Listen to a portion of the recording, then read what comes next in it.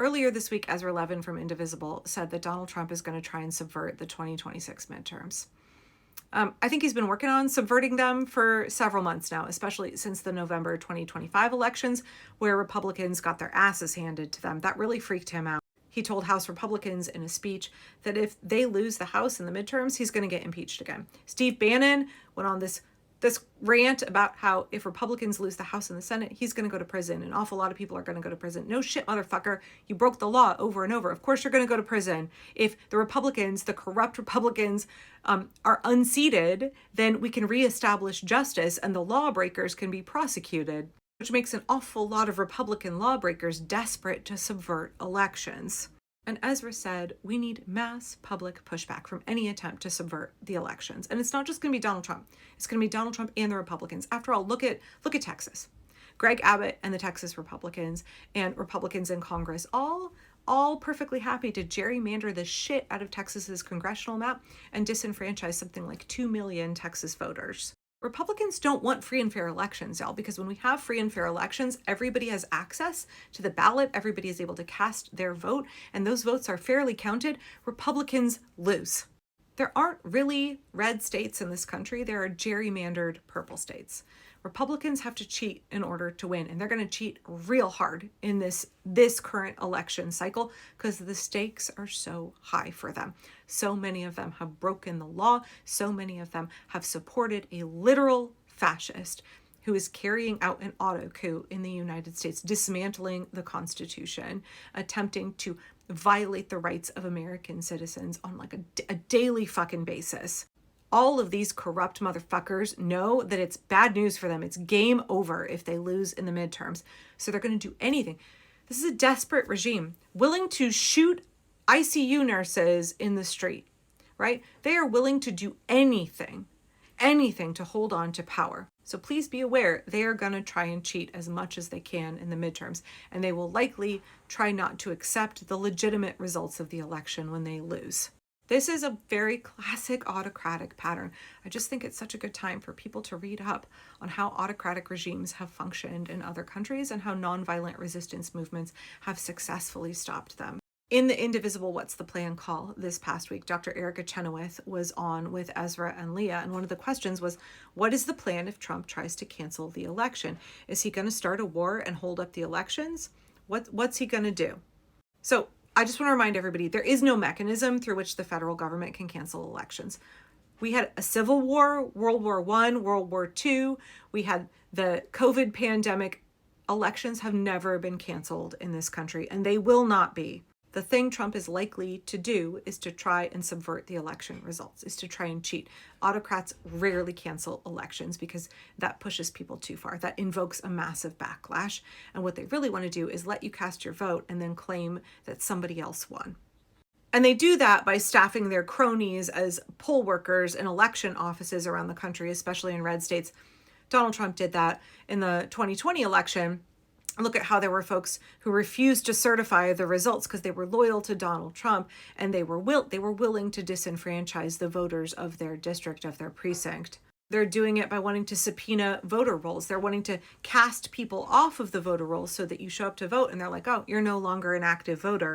Texas Republicans gerrymandering Texas's map. There are so many ways that they seek to disenfranchise voters to make it harder for you to vote, right? Having fewer polling locations, shorter polling hours. Donald Trump has been going for vote by mail nonstop, even though he votes by mail, because with vote by mail, you have high voter turnout and Democratic candidates win because people are allowed to exercise their right to vote.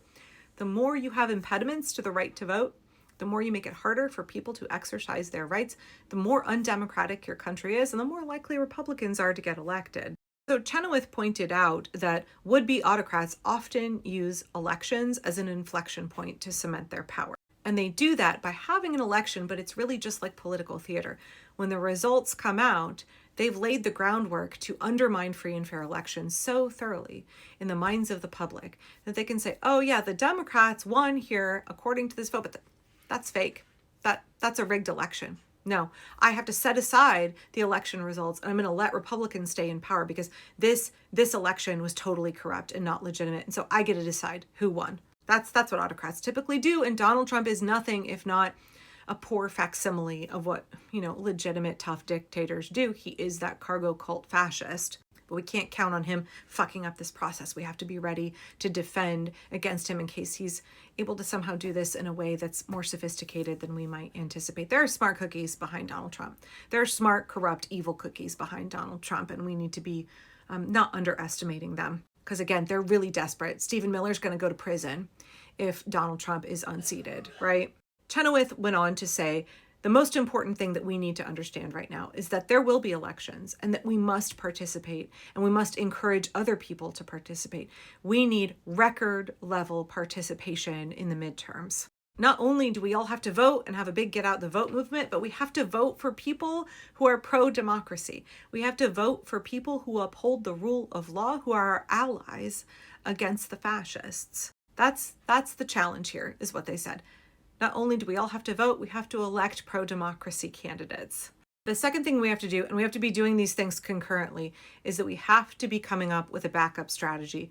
What happens if the worst case scenario comes to pass, where Donald Trump says, after the Democrats all win and should have the majority, he says, no, these results are fake, and I'm going to install my guys.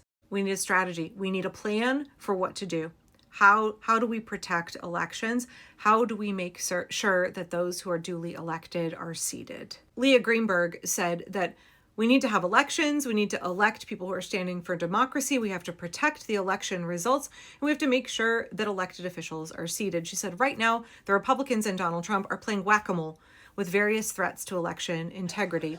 And we have to win elections in huge numbers and then enforce the results to make sure that folks take office.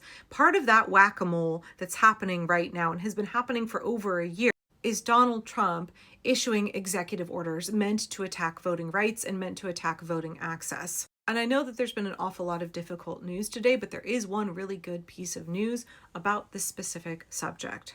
Earlier today, Democracy Docket reported that a federal judge blocked key parts of Donald Trump's anti-voting executive order. I know the courts work really slowly, but having folks who are still using the court system to uphold the rule of law, that still really matters. According to Democracy Docket, a federal judge permanently blocked key portions of the sweeping anti-voting executive order that Trump signed early last year. Beyond simply stopping the order, the district judge, Colleen Kohler-Kotelly, an appointee of Bill Clinton, minced no words in rebuking Trump's attempt to expand the executive branch's power over elections, describing it as both unconstitutional and a threat to democracy. Remember, executive orders aren't laws. Executive orders don't trump the Constitution. The framers of our Constitution recognized the power over election rules could be abused, either to destroy the national government or to disempower the voter from acting as a check on their elected representatives. The judge went on, accordingly, they entrusted the power to the parts of the government that they believed would be the most responsive to the will of the people. First to the states, and then, in some instances, to Congress. They assigned no role at all to the president to prevent him from becoming a king. Donald Trump wants to become a king. Fuck off. This is a democracy. She added, put simply, our Constitution does not allow the president to impose unilateral changes to the federal election procedure. Through his order, Trump attempted to make registering to vote and remaining registered more difficult by imposing documentary proof of citizenship requirements for a federal registration form. He also tried to condition election funding for the states on compliance with his executive order. He also urged his attorney general to make various attacks on states that have vote by mail.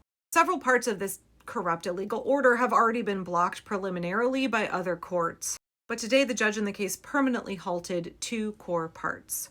She said Trump exceeded his lawful authority and reiterated that the power to regulate federal elections lies with the states and in Congress, not with him, not with the executive. The judge wrote, put simply, our Constitution does not allow the president to impose unilateral changes to federal election procedures.